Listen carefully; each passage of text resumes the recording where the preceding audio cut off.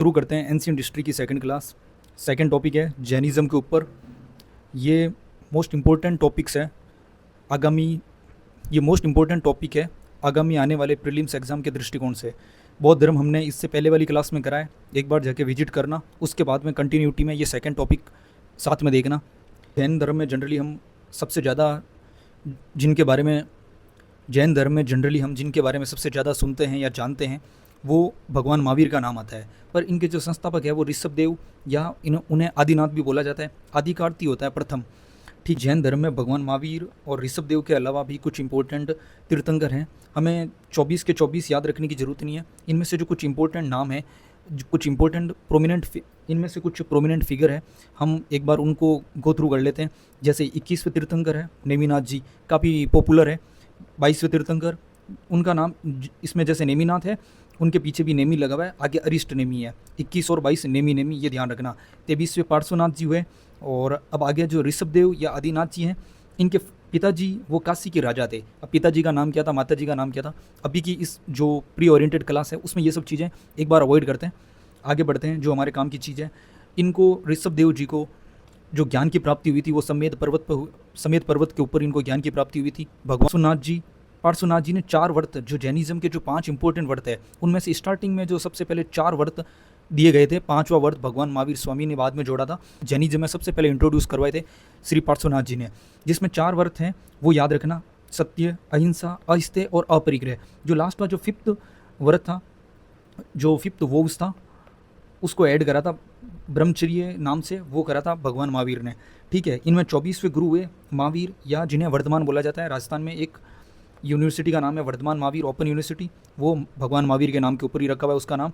अब इनका जन्म कुंडग्राम नाम से, बिहार में एक जगह पड़ती है कुंडग्राम, इनका जन्म वहाँ हुआ था। इनका वंश ज्ञात्रिक 32 वर्ष की अवस्था में गृह त्याग करा था इनके भाई, जिनका नाम था नंदीवर्धन, उनकी आज्ञा लेके, उनकी अनुमति से। और जब ये 30 वर्ष की एज में गृह त्याग करे थे, उसके 13 मंथ के बाद में इसके सब वस्त्र त्याग शुरू करे थे। वो 13 मंथ बाद में इन्होंने वस्त्र त्याग कर दिए थे। और ये जो जानकारी मिलती है भद्रबाहु के कल्पसूत्र नामक एक ग्रंथ है, वहाँ से ये जानकारी मिलती है।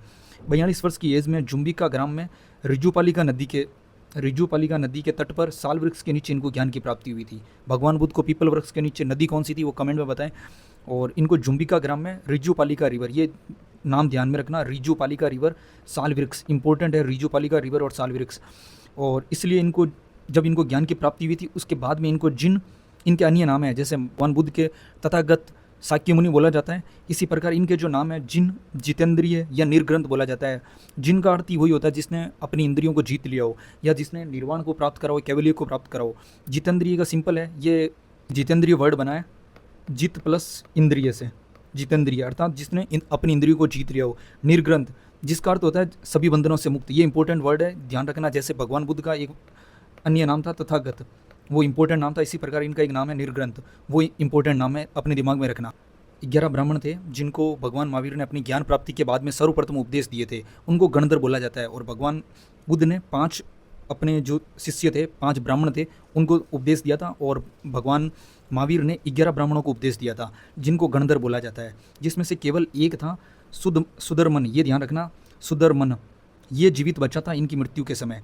एक ही इनमें से जीवित बचा था, सुधर्मन। ये नाम याद रहे तो ठीक है, बाकी ये ज़्यादा इंपॉर्टेंट नहीं, इतना ध्यान रखना। गणधर और 11 ब्राह्मण थे। भगवान बुद्ध ने जिनको दिया था 5 थे, ठीक है, जिसमें से एक इंपॉर्टेंट जो नाम है कौंडिन्य है, दूसरा कौन सा है महाकश्यप, बाकी का आप क्लास से रिवाइज करना।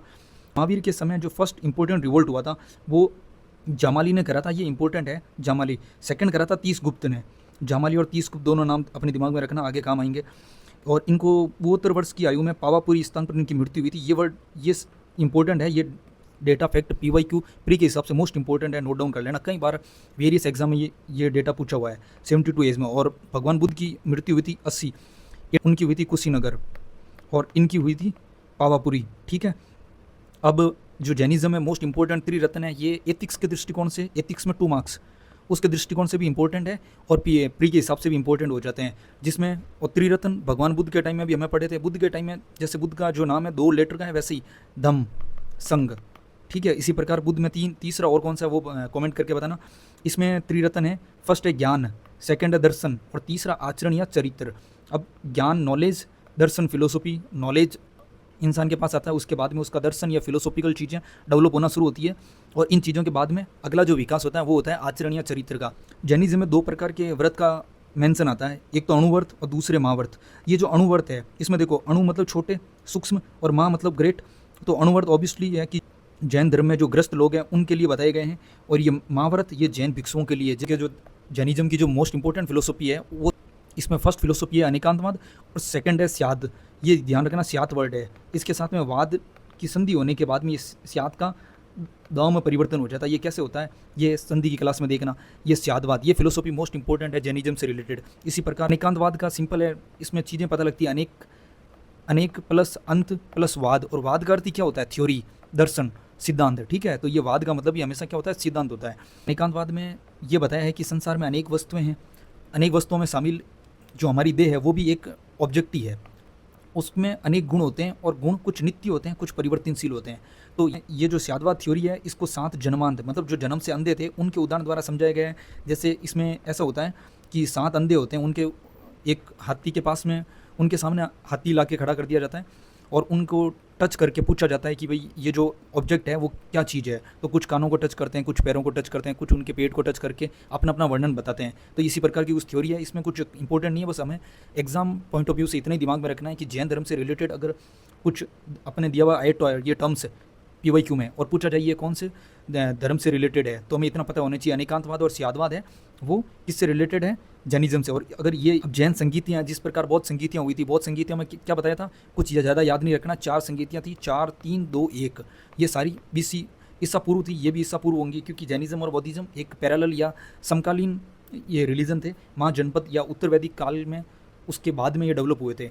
और इसमें कैसे दिमाग में रखना है कि ये 298 वो था 4321 400 BC, और वो एग्जैक्ट था 483 BC, फर्स्ट जो बहुत संगीत हुई थी, और ये फर्स्ट हुई थी 298 BC, ऑलमोस्ट 300 BC के आसपास। ठीक है, उससे दो साल बाद की बात है।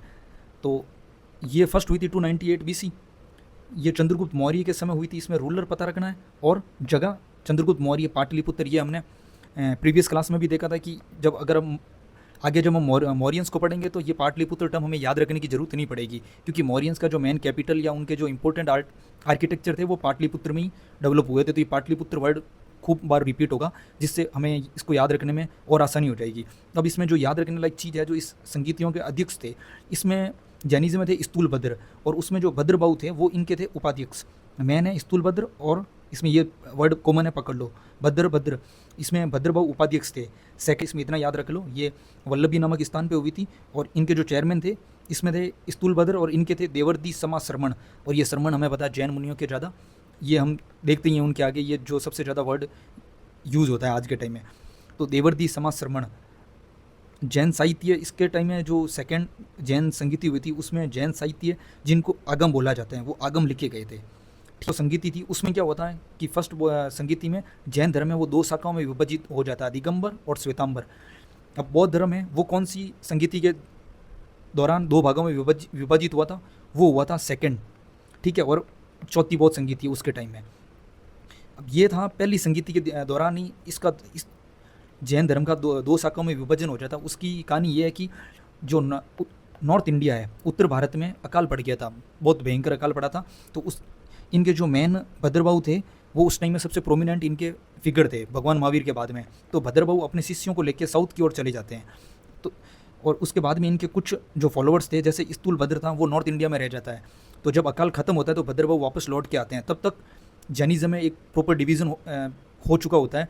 साउथ में गए थे वो दिगंबर बन गए थे, और जो नॉर्थ इंडिया में रह गए थे उनको श्वेतांबर। अब दिगंबर है ये बिना वस्त्र के रहते हैं, और श्वेतांबर है वो कपड़ों के रहते हैं। अब इसको याद, इन चीज़ों को रटने की ज़रूरत नहीं पड़े, इसके लिए बैकग्राउंड नॉलेज ये है कि वो दिगंबर बिना कपड़ों के रहते थे, और वो अपने जो व्रत थे उनको लेके बहुत ज़्यादा स्ट्रिक्ट हुआ करते थे। तो ये भद्रबाहु इसलिए नहीं भाग गए थे कि अकाल पड़ा था और वो उनको झेल नहीं पाए और वो भाग गए थे, नहीं, इनका कंडीशन थी कि चाहे कैसे भी हाल हो जाए ये कपड़े नहीं, वस्त्र नहीं पहनेंगे। तो उस टाइम में अकाल पड़ा था, गर्मी के दौरान टेम्परेचर भी बहुत ज़्यादा हाई होता है, तो वो अपने व्रत नहीं टूटे, इसलिए वो थोड़ा दक्षिण में चले गए थे। और श्वेतांबर जो पीछे छूट गए थे, वहाँ पे कंडीशन हार्श कंडीशन हो गई थी। ऐसी अवस्थाओं में इनके व्रतों का जो पूरी बॉडी को बिना कपड़े के रख पाना और खुद को सर्वाइव करना पॉसिबल नहीं था, तो इन्होंने अपने ऊपर क्या, शरीर के ऊपर श्वेत वस्त्र धारण कर लिए थे। तो इसलिए ये दिगंबर और श्वेतांबर में जो भद्रबाहु के फॉलोअर्स हैं वो दिगंबर रह गए, क्योंकि ये साउथ में चले गए थे, इन्होंने अपने व्रत को तोड़ा नहीं। श्वेतांबर थे वो स्थूल भद्र के फॉलोअर्स, इनमें डिवाइड हो गया। और ये रूढ़िवादी, ऑब्वियसली बात है, जो अपनी परंपराओं को इतना ज़्यादा पकड़ के रखते हैं तो वो हमेशा क्या होंगे, रूढ़िवादी होंगे। उसी प्रकार बौद्ध धर्म में कौन से थे, हीनयान और महायान। जो हीनयानी थे वो हमेशा रूढ़िवादी थे, और सुधारवादी, ये सुधारवादी थे और सुधारवादी होंगे। अब इसमें कुछ नहीं है, एक साइड ये चीज़ याद कर लो, दूसरी साइड में उल्टा होगा। और जो सुधारवादी होंगे, जहाँ पे भी जिस सोसाइटी में सुधार की चीज़ें होगी उस टाइम में महिलाएं और जो मूक पशु थे वो सबसे ज़्यादा दुखी थे। जो दिगंबर हैं ये मानते हैं कि महिलाओं को मोक्ष संभव नहीं है, महिलाएं मोक्ष की प्राप्ति नहीं कर सकती है। इनका मानना था कि महिलाएं भी मोक्ष को प्राप्त कर सकती है। इनके जो 19वें तीर्थंकर थे मल्लिनाथ जी, ये मानते हैं कि वो मेल थे। अब ऑब्वियसली बात है, जो रूढ़िवादी लोग होंगे वो मेल या जो मेल सेंट्रिक सोच है उनको ज़्यादा प्रायोरिटी देते हैं जनरली। इनका मानना था कि मल्लिनाथ जी फीमेल थे। और महावीर इनके अनुसार अविवाहित थे। ऑब्वियसली बात है कि ये जो रूढ़िवादी होंगे इसी टाइप की चीज़ों को ज़्यादा प्रायोरिटी देंगे, तो इनको याद रखने की जरूरत ही नहीं है। इतना ध्यान रखना कि तीर्थंकर में मल्लिनाथ जी को पुरुष मानेंगे, महावीर को अविवाहित मानेंगे। इनका अकॉर्डिंग भगवान महावीर वो विवाहित थे, इसका उल्टा। अब ये आगम को प्रमाणिक नहीं मानेंगे। अब सीधी बात है, जो चीज़ें इनके टाइम में ये उपस्थित थे नहीं, और श्वेतांबरों ने इन चीज़ों को रचना करी थी आगम की। फर्स्ट संगीति के दौरान आगम साहित्य की रचना हुई थी। उस टाइम में प्रोमिनेंट फिगर कौन थे, स्थूलभद्र थे, श्वेतांबर थे। तो ये आगम साहित्य को प्रमाणिक नहीं मानते हैं, सीधी बात है। और ये आगम जैन साहित्य है, इनकी भाषा प्राकृत थी। और ये जो 96 जो आगम है उनको प्रमाणिक मानते हैं। ये जो दिगंबर है इनकी आगे उपशाखाएं हैं, जैसे मूला संघ, विष पंथ, तारा पंथ, समया पंथ और तोता पंथ। ये देख लेना, मूला संघ, विष, तारा, समया, तोता, पीछे सबके पीछे पंथ लगा हुआ, इतना ध्यान रखना, तारा, समया, तोता। ये उपशाखाएं याद रहे तो ठीक है, बाकी एक बार दिमाग में जरूर रखना। आगे बढ़ते हैं। दिगंबर, इनकी उपशाखाएं हमने पढ़ ली, तारापंथी और एक और है विषपंथी। श्वेतांबर है, इनकी उपशाखाएं ये यूपीसी ने अपने प्री में पूछ लिया है, ठीक है, ये ध्यान रखना। श्वेतांबर की पुजेरा या मंदिर मार्गी स्थानकवासी तेरापंथी, क्योंकि वो एक ही स्थान पे उत्तरी नॉर्थ इंडिया में रहे थे, तो स्थानकवासी पुजेरा या मंदिर मार्गी ये मूर्ति पूजा करते हैं। और ये थेरापंथी, ये देख लेना, ये थेरापंथी इंपॉर्टेंट है, ये यूपीसी ने पहले पूछा है। और ये विषपंथी, ये वर्ड इंपॉर्टेंट है, ये दिगंबर से संबंधित है और श्वेतांबर से संबंधित था थेरापंथी। अब स्थापत्य देख लेते हैं। जैन धर्म और बौद्ध धर्म का एक साथ ही लिख लिया। प्री जीएस में जनरली हमें फिलोसॉफिकल चीज़ें नहीं पूछ के उनके आर्किटेक्चर या सोसाइटी में जो चेंजेस हुए थे वो चीज़ें ज़्यादा पूछते हैं। तो स्थापत्य की दृष्टिकोण से ये जो स्लाइड है वो देख लेना। जैन धर्म के जो इंपॉर्टेंट स्थापत्य है उस ये श्रवण बेलगोल, अब इसमें देख लो श्रवण, इस टाइप के जो वर्ड ही होंगे वो सुनने में कैसे लगते हैं, जैनों से रिलेटेड लगते हैं। और ये बेलगोल, ये जगह कहाँ की जगह, ये कर्नाटक की जगह है भाई। इसमें बाहुबली की मूर्ति है, जिनको बाहुबली को गौतमेश्वर भी बोलते हैं, ये अन्य नाम है बाहुबली गौतमेश्वर की मूर्ति। ये शासक चामुंड राय ने बनवाई थी। और इसमें फर्स्ट तो है ये मूर्ति, सेकंड है मंदिर। ये मंदिर हमें पता है, राजस्थान के आर्ट एंड कल्चर में पढ़ते हैं, रणकपुर पाली के मंदिर, देलवाड़ा के मंदिर। और तीसरा इसमें है मूर्तियाँ, ये मूर्तियाँ मथुरा अमरावती स्टाइल में बनी हुई है। और उसके बाद में चौथा है गुफा पेंटिंग्स, केव पेंटिंग्स, उसमें बाघ और एलोरा की गुफाएं, ये महाराष्ट्र में है। बाघ और एलोरा की गुफाएं पॉपुलर है, यूनेस्को की वर्ल्ड हेरिटेज साइट में भी शामिल करा हुआ इनमें से कुछ को। और शिक्षा के केंद्रों का विकास करा था, जिसमें उनके शिक्षा के जो जैनों के शिक्षा के केंद्र थे उस समय के, उनको उपासरा बोला जाता था, उपासरा, ठीक है। इसी प्रकार जो बौद्ध वास्तुकला है, उसमें बौद्ध वास्तुकला में हमें पता है स्तूप, विहार, चैत्य, ये ज़्यादा इंपॉर्टेंट थे। इसमें फर्स्ट है स्तूप में पहला स्तूप है पीपरहवा स्तूप। ये कहाँ पे पड़ता है पीपरहवा, यूपी में। दूसरा है धमेक स्तूप, इनको आगे और डिटेल में करेंगे, बस इतना दिमाग में रख लो। पीपरहवा, धमेक, अगर आरएस प्री में पूछा जाता है, सुमिलित करवाते हैं, तो उसमें देख लेना पीपरहवा और धमेक स्तूप बहुत से रिलेटेड होंगे। विहार है सारनाथ का विहार, वो एमपी में है। अब ध्यान रखना, सारनाथ के अभिलेख भी है और विहार भी है। सारनाथ एक जगह है, ठीक है, ये एक पर्टिकुलर आर्किटेक्चर नहीं है, जगह के नाम पे इन आर्किटेक्चर का नाम रखा हुआ है। ये दिमाग में रखना, कंफ्यूजिंग है, क्योंकि हमने जो सारनाथ का जो सुना है ना, वो सारनाथ अभिलेख का ज़्यादा सुना है। अशोक स्तंभ से बना हुआ है। अजंता जगह है महाराष्ट्र में। विहार रहने के लिए यूज में होते थे, और स्तूप थे पूजा, स्तूप, विहार और चैत्य थे पूजाघर। विहार थे रहने के स्थान जहाँ पे बौद्ध भिक्षु रहते थे, और चैत्य थे पूजा के घर, जिसमें इंपॉर्टेंट चैत्य है कारले चैत्य। ये कारले चैत्य इंडिया का लार्जेस्ट माना जाता है, ये महाराष्ट्र में है। भारत का सबसे बड़ा चैत्य है जो महाराष्ट्र कारले में स्थित है। ये रॉक कट चट्टानों को काट कर बनाया हुआ है। ये जो चैत्य है रॉक कट है, चट्टान को काट कर बना हुआ है। उसमें चैत्यों में जो सेकंड चैत्य अजंता चैत्य है, ये अजंता जगह है, ठीक है। यहाँ पे अजंता और आ रहा है, अजंता में वीआर भी बने हुए हैं, अजंता में चैत्य भी बने हुए हैं, ठीक है। कन्फ्यूज़ मत होना, अजंता चैत्य का नाम नहीं है, अजंता जगह के नाम पे चैत्यों का नाम पड़ा है, कन्फ्यूज़ होने की ज़रूरत नहीं है। अजंता महाराष्ट्र में। पेंटिंग्स, ये केव पेंटिंग्स है, बाघ और अलोरा, बाघ और अलोरा ये कॉमन है, बस इसमें जो अलग है मैंने एक सेपरेट लिखा अजंता, अजंता एलोरा और बाघ, इसमें बाघ और एलोरा में ये पूछे जाते हैं, दिमाग में रखना। और इसमें जो पेंटिंग्स, जो मूर्तियों की जो स्टाइल थी वो मथुरा और अमरावती स्टाइल में बनी हुई थी। इसमें इसमें गांधार, मथुरा, अमरावती तीनों स्टाइल में बनी हुई है। इसमें दो में बनी हुई है, मथुरा और अमरावती। ये गांधार, मथुरा और अमरावती तीनों शैली में इन मूर्तियों का विकास हुआ है, ठीक है। ये स्लाइड इंपॉर्टेंट है, एक बार ढंग से वीडियो को पॉज करके देखना। अगला है कि ये जो दोनों जैन और बौद्ध धर्म है उनमें जो सिमिलरिटीज़ है वो एक साथ देख लेते हैं, क्योंकि ये टर्म है, इनसे फैमिलियर होना बहुत इंपॉर्टेंट है। ये कन्फ्यूजिंग है, प्री में हमें कन्फ्यूज़ करेंगे, या मेंस के दृष्टिकोण से भी 2 मार्क्स या 5 मार्क्स के हिसाब से भी ये चीज़ें इंपॉर्टेंट हो जाएगी। दोनों धर्म में अगर समानताएं लिखने का बोले तो लिख सकते हैं इनको अपन। ये जो एक टॉपिक है वो एथिक्स के हिसाब से भी इंपॉर्टेंट हो जाता है, और ये हिस्ट्री के दृष्टिकोण से भी मोस्ट इंपॉर्टेंट है, क्योंकि RS 2024 उसके 2 मार्क्स का जो पहला क्वेश्चन ही वो जैनिज्म और बौद्धिज्म के ऊपर पूछा हुआ था। तो जैन और बौद्ध धर्म मोस्ट इंपॉर्टेंट रिलीजन है, ध्यान रखना। प्री कम मेंस दोनों के दृष्टिकोण से वेरी वेरी इंपॉर्टेंट है। ये दोनों धर्म अनिश्वरवादी है। अब एक मैं बार बार रिपीट करता हूँ, ध्यान रखना, अनिश्वरवादी और नास्तिक में फ़र्क है। अनिश्वरवादी वो लोग होते हैं जो ईश्वर में विश्वास नहीं करते हैं। नास्तिक वो होते हैं जो वेदों की सत्ता को स्वीकार नहीं करते हैं, वेदों को प्रमाणिक नहीं मानते हैं, वेदों को प्रमाणिक नहीं मानते, उनको नास्तिक बोला जाता है।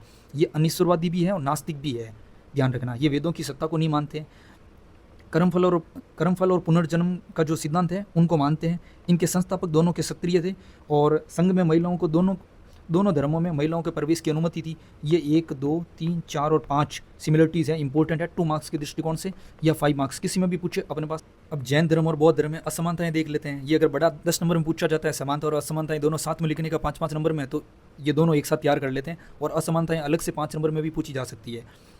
असमानताएं में जैन धर्म की इसमें भाषा थी इनकी प्राकृत, और जो बौद्ध धर्म है उनकी भाषा थी पाली। ये इंपॉर्टेंट है, दिमाग में रखना। और ये नित्य आत्मा को मानते थे, और बौद्ध धर्म अस्थायी आत्मा को मानते हैं। बौद्ध धर्म का अनित्यवाद का सिद्धांत है। तो ये अगर पीछे का कॉन्सेप्ट क्लियर होंगे तो ये चीज़ें रटने की जरूरत ही नहीं पड़ेगी, क्योंकि ये उन्हीं चीज़ों का कंपाइलेशन है। ये शॉर्ट्स में हमने एक साथ चीज़ों को सार है एक टाइप से। इसमें ये पहला टॉपिक क्या है, भाषा। सेकंड है ये नित्य आत्मा को मानते हैं। तीसरा जाति व्यवस्था का भगवान महावीर ने, अब जैन धर्म में ज़्यादा खुल के इनका विरोध भी नहीं हुआ है, इनके बारे में ज़्यादा बात नहीं हुई है, बल्कि बौद्ध धर्म ने खुलकर इस पर बात करी है और विरोध करा है स्पष्ट। अब जैन जो कला है उसमें कुछ इंपॉर्टेंट आर्ट देख लेते हैं। इसमें है मान स्तंभ। ये मान स्तंभ बने होते थे। मान स्तंभ ये क्या होते हैं, एक टाइप के पिलर होते हैं जो मंदिर के प्रवेश द्वार पर लगे होते हैं। और वसदिश, ये ध्यान रखना, वसदिश ये जो फॉलोवर्स हैं उनके आवास या कर्नाटक के मंदिर, जैन धर्म के फॉलोवर्स के आवास या कर्नाटक के मंदिर को वसदिश। और आगे हैं गुफाएं, जिसमें इंपॉर्टेंट गुफाएं, ये ध्यान रख लेना, सीधा पूछा जाता है। यूपीसी प्री में ऑलरेडी पूछा जा चुका है ये चीज़, तो आरपीसी भी उसी तर्ज पे आजकल चल रही है, तो पूछा जा सकता है कि इनमें से कौन सी गुफाएं जैनिज्म की है या सुमेलित करवाने के लिए दिया जा सकता है। एक उसमें बौद्ध धर्म की जो गुफा है वो दे दी जाएगी कन्फ्यूज़ करने के लिए, तो इसलिए मैंने इनको सेग्रेट करके अलग से लिखा है। ये स्लाइड भी मोस्ट इंपॉर्टेंट है, इसको पॉज करके ढंग से देख लेना। इसमें फर्स्ट गुफा है एलोरा, उसकी संख्या देखना। एलोरा की तो वो गुफा संख्या 30 से 35 है, वो जैन धर्म से रिलेटेड है। और इसमें मांगी तुंगी ये गुफा है, केव, मांगी तुंगी केव है, वो है महाराष्ट्र में, जगह याद कर लो। और गजपंथ ये महाराष्ट्र में, इंपॉर्टेंट है ये दोनों नाम। और उदयगिरी और खंडगिरी ये यूपीसी ने पूछ रखा है पहले, तो इंपॉर्टेंट है उदयगिरी और खंडगिरी, ये उड़ीसा में है दोनों। हाथी गुम्पा तो वैसे भी बहुत पॉपुलर जगह है, ये एंशिएंट हिस्ट्री में तो बार बार मेंशन होगी हाथी गुम्पा, ये अभिलेख भी है हाथी गुम्पा। और सीतनवासल ये तमिलनाडु में है भाई, ये यूनिक नाम है। ये मांगी तुंगी, गजपंथ, सीतनवासन ये तो क्या मोस्ट इंपॉर्टेंट ऑलरेडी पूछे जा चुके हैं। उदयगिरी, खंडगिरी और ये गिरी जिनके पीछे, जैसे महेंद्रगिरी, उड़ीसा की सबसे हाईएस्ट जो चोटी है उसका नाम क्या है, महेंद्रगिरी। तो गिरी वर्ड से पता लगना ना, ये उड़ीसा से रिलेटेड है। सीतनवासल ये थोड़ा सा अजीबोगरीब जो नाम होंगे वो जनरली किसके होंगे, तमिलनाडु से रिलेटेड होंगे। और बाकी इनमें जगह देख लेना, ज़्यादातर ये भी एलोरा महाराष्ट्र से, मांगी तुंगी ये जो है बाकी की महाराष्ट्र। उड़ीसा के नाम याद करने की जरूरत ही नहीं पड़ेगी, पीवाई मेंस में देखो ये चीज़ें बिल्कुल नहीं पूछी जाएगी, तो हमें इनको ज़्यादा आगे बढ़ते हैं। इसमें अहिंसा की मूर्ति, ये भगवान जो ऋषभ देव या जिनको आदिनाथ भी बोला जाता है उनकी मूर्ति है, उस मूर्ति को अहिंसा की मूर्ति भी बोला जाता है। ये मांगी तुंगी पहाड़ी है, मांगी तुंगी हिल महाराष्ट्र में, वहाँ पे बनी हुई है। ये जगह पूछ सकते हैं अहिंसा की मूर्ति इनमें से कहाँ पे बनी हुई है, तो ये ध्यान रखना, मांगी तुंगी हिल महाराष्ट्र में। और जैनालय, जैन प्लस आलय, जैनालय बने हुए हैं कुछ मुक्तागिरी महाराष्ट्र में।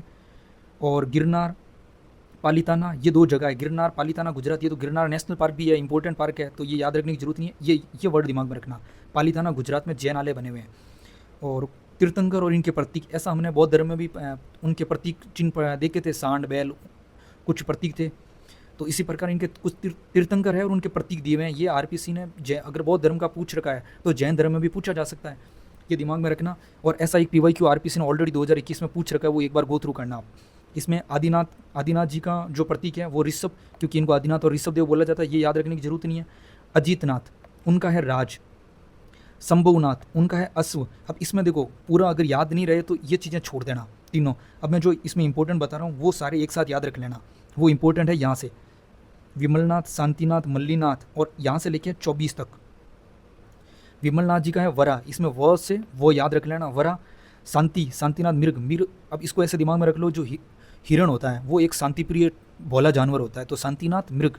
और मल्लीनाथ जी का कलश घड़ा, या ऐसे मल्लीनाथ जी राजस्थान के आर्ट एंड कल्चर में भी आएगा, इनको ऐसे याद कर लो, मल्लीनाथ जी के कलश या कलेश, कैसे भी करके याद रख लो। एक है शांतिनाथ जी मृग, मल्लीनाथ जी कलश।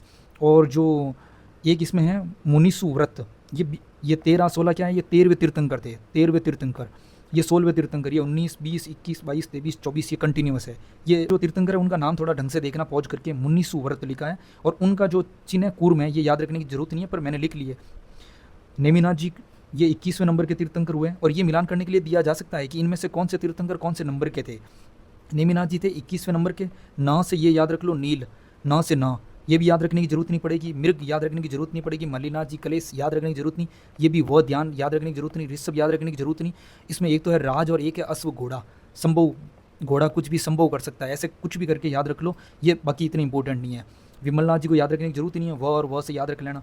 अब है अरिष्ट नेमी, ये याद रखना है बस इसमें। अरिष्ट नेमी जी का है शंख, और जो पार्श्वनाथ जी थे, नेमिनाथ जी का तो न से न, अरिष्ट नेमी का शंख, पार्श्वनाथ जी का सर्प फण, जो सांप का जो फन होता है, सांप का जो फेस है, मुख है, वो है पार्श्वनाथ जी का सिंबल। और भगवान महावीर का सिंह, क्योंकि ये सबसे पॉपुलर है और शेर सबसे पॉपुलर होता है, उसी प्रकार महावीर जी का सिंह याद रख लेना। ठीक है, ये जैन धर्म पूरा कंप्लीट हो गया। ये मोस्ट इंपॉर्टेंट सेक्शन थे वो कंप्लीट करवाए हैं। इन दोनों को बार बार रिवाइज़ करना,